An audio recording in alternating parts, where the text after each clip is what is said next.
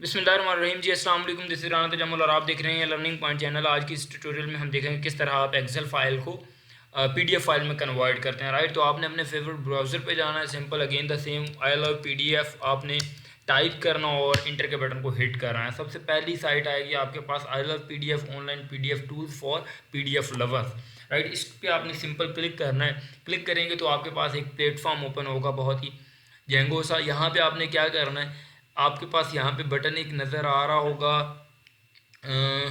यहाँ पे आप ठीक है, Excel to PDF, Excel to PDF आप कन्वर्ट करना चाहते हैं तो एक्सेल टू पीडीएफ पे आप क्लिक करेंगे। यहाँ पे एक्सेल फाइल को आपने सेलेक्ट करना है। मैं एक्सेल फाइल को सेलेक्ट करने जा रहा हूँ। मेरे पास आर्टिफिशियल इंटेलिजेंस का रिजल्ट है बच्चों का, इसको मैंने पीडीएफ में कन्वर्ट करके शेयर करना है।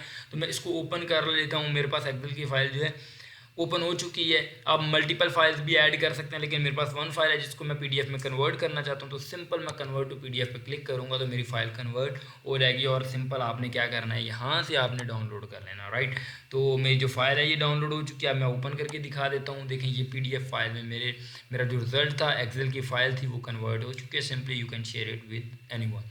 Thank you so much for watching this video. अल्लाह हाफिज़, टेक केयर।